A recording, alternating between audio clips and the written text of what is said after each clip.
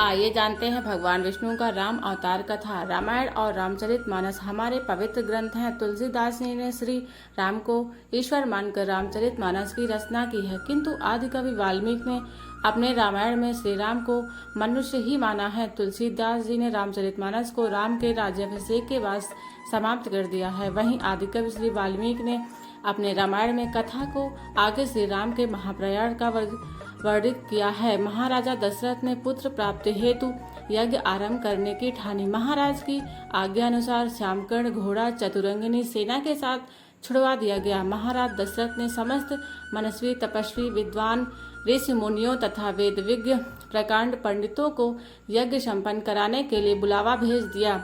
निश्चित समय आने पर समस्त अभ्यक्तों के साथ महाराज दशरथ अपने गुरु वशिष्ठ जी तथा अपने परम मित्र अंग देश के अधिपति लोहपाद के जमाता रिंग ऋषि को लेकर यज्ञ मंडप में पधारे। इस प्रकार महान यज्ञ के विधिवत शुभारंभ किया गया। संपूर्ण वातावरण वेदों के ऋचाओं के उच्च स्वर में पाठ से गूंजने तथा समिधा की सुगंध से महकने लगा। समस्त पंडितों, ब्राह्मणों, ऋषियों आदि को यथोचित धन धान्य गौ आदि भेंट करके सादर विदा कराने के साथ यज्ञ की समाप्ति हुई। राजा दशरथ ने यज्ञ के प्रसाद चरा खीर को अपने महल में ले जाकर अपनी तीनों रानियों में वितरित कर दिया। प्रसाद ग्रहण के परिणाम स्वरूप तीनों रानियों ने गर्भधारण किया। जब चैत्र मास के शुक्ल पक्ष में की नवमी तिथि को पुनर्वसु नक्षत्र में सूर्य, मंगल, शनि, बृहस्पति तथा शुक्र अपने अपने उच्च स्थानों में विराजमान थे, कर्क लग्न का उदय होते ही महाराज दशरथ की बड़ी रानी कौशल्या के गर्भ से एक शिशु का जन्म हुआ, जो कि नीलवर्ण चुंबकीय आकर्षण वाले अत्यंत तेजोमय, परम कांतिवान तथा अत्यंत सुंदर था। उस शिशु को देखने वाले देखते रह जाते थे। इसके पश्चात शुभ नक्षत्रों और शुभ घड़ी में महारानी कैकेयी के एक तथा तीसरी रानी सुमित्रा के 2 तेजस्वी पुत्रों का जन्म हुआ। संपूर्ण राज्य में आनंद मनाया जाने लगा। महाराज के 4 पुत्रों के जन्म के उल्लास में गंधर्व गाना करने लगे और अप्सराएं नृत्य करने लगी। देवता अपने विमानों में बैठकर पुष्प वर्षा करने लगे। महाराज ने उन्मुक्त हस्त से राजद्वार पर आए भाट चारण तथा आशीर्वाद देने वाले ब्राह्मणों और याचकों को दान दक्षिणा दी। पुरस्कार में प्रजाजनों को धन धान्य तथा दरबारियों को रत्न आभूषण प्रदान किए गए। चारों पुत्रों का नामकरण संस्कार महर्षि वशिष्ठ के द्वारा किया गया तथा उनके नाम रामचंद्र, भरत, लक्ष्मण और शत्रुघ्न रखे गए। आयु बढ़ाने के साथ ही साथ रामचंद्र गुणों में भी अपने भाइयों से आगे बढ़ने तथा प्रजा में अत्यंत लोकप्रिय होने लगे। उनमें अत्यंत विलक्षण प्रतिभा थी, जिसके परिणाम स्वरूप अल्पकाल में ही वे समस्त विषयों में पारंगत हो गए। उन्हें सभी प्रकार के अस्त्र शस्त्रों को चलाने तथा हाथी, घोड़े एवं सभी प्रकार के वाहनों की सवारी में उन्हें असाधारण निपुणता प्राप्त हो गई। वे निरंतर माता पिता और गुरुजनों की सेवा में लगे रहते थे। उनका अनुसरण शेष 3 भाई भी करते थे।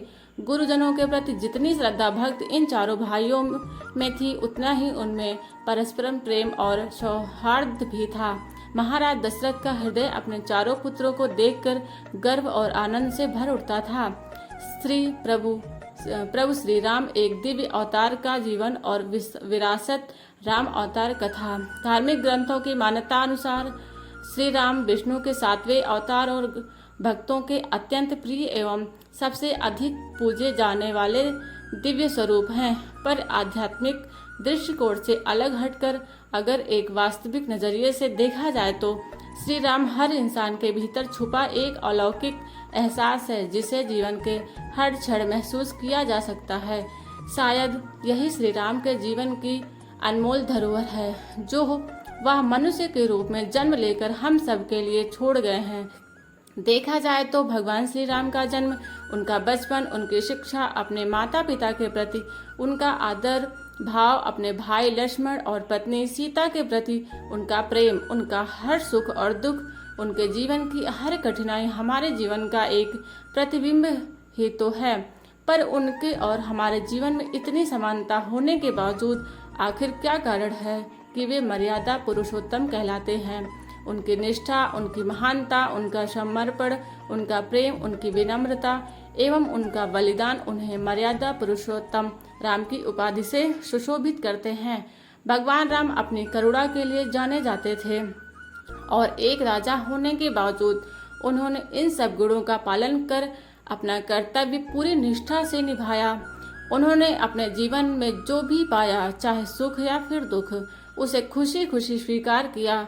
वह निष्ठावान एवं दयालु थे जो सभी का भला चाहते थे। स्वामी विवेकानंद ने भगवान राम को सत्य, नैतिकता, आदर्श पुत्र, आदर्श पति और सबसे ऊपर आदर्श राजा के रूप में परिभाषित किया था। उन्होंने हमेशा नैतिक और सामाजिक दायरे का पालन किया और अपने कार्यों से संपूर्ण मानव जाति को मार्ग दिखाया। वह बुराई और अच्छाई की जीत का प्रतीक है। प्रभु श्री राम की जीवन कथा हमें सिखाती है कि मनुष्य को हमेशा अपनी नैतिक प्रतिबद्धताओं और अपनी सीमाओं का सख्ती से पालन करना चाहिए ताकि सामाजिक व्यवस्था को बनाए रखा जा सके। वह सही मायनों में हर पीढ़ी के लिए एक उपयुक्त आदर्श हैं। उनका जीवन कांटों से भरा था, लेकिन वह जानते थे कि जो कर रहे हैं वह जनता के कल्याण के लिए है। भगवान राम ने ऐसे फैसले लिए हैं जिनसे उनका जीवन कठिन हो गया, लेकिन अंततः उन्हें राज्य के भविष्य को आकार देने में मदद की। प्रभु श्री राम के जीवन की एक बहुत ही लोकप्रिय घटना है जो अपने भक्तजनों के प्रति उनके प्रेम को दर्शाती है। अपने वनवास के दौरान एक बार सबरी के आश्रम गए। सबरी एक वृद्ध महिला थी और भगवान श्री राम की सच्ची भक्त थी। भगवान राम को अपने आश्रम में देखकर वह बहुत खुश हुई। उसने श्री राम के लिए बेर इकट्ठे किए, मगर उन्हें खिलाने से पहले वह ये सुनिश्चित करना चाहती थी कि जो बेर वो राम को खिला रही है वह मीठे हों, इसलिए वो हर बेर को चखने के बाद ही राम को खाने के लिए दे रही थी। इस पर लक्ष्मण ने विरोध किया, मगर सबरी के प्रेम और उसकी भक्ति को देखकर श्री राम ने उसके जूठे बेर खाने से कोई संकोच नहीं किया। 2 अक्षरों से बना यह सरल और साधारण शब्द राम इतना पावन है, इसके उच्चारण मात्र से ही अनंत शांति प्राप्त होती है। वहीं दूसरी ओर यह शब्द इतना शुभ है कि इसे आज भी समृद्धि और सफलता का प्रतीक माना जाता है। राम नाम लिखने का महत्व। लाल रंग की स्याही से राम नाम लिखने से सभी ग्रह दोषों का प्रभाव कम होता है, मन एकाग्र रहता है। साथ ही राम नाम के जाप से भक्तों को हनुमान जी की कृपा प्राप्त होती है। राम नाम लिखना या फिर राम नाम का ध्यान करना किसी यज्ञ से कम नहीं है। मान्यता है कि राम नाम का जप करने से मन को स्थिरता मिलती है। राम का नाम इतना शक्तिशाली क्यों है? यह स्वयं भगवान राम के कारण है। भगवान राम स्वयं उनकी रक्षा करते हैं जो उनकी शरण लेते हैं, और यह रामायण में राम द्वारा कहा गया है। जब सभी ने विभीषण के राम की सेना में शामिल होने का विरोध किया तो भगवान राम ने उसे सुरक्षा प्रदान की। नीचे रामायण का श्लोक है, अनन्या एनम हरि श्रेष्ठ दत्त दत्तम अस्य अभयम माया विभीषणो वा सुग्रीव यादिवा रावण स्वयं। हे सुग्रीव, वानरों के प्रमुख वह या तो विभीषण हो या स्वयं रावण, मैंने उन्हें सुरक्षा का आश्वासन दिया है, उसे यहाँ ले आओ। दोस्तों, कमेंट के माध्यम से यह बताएं कि राम अवतार का यह आर्टिकल आपको कैसा लगा। ऐसे ही धार्मिक कथाएं सुनने के लिए सब्सक्राइब करें अपना यूट्यूब चैनल टारगेट ज्ञान 01।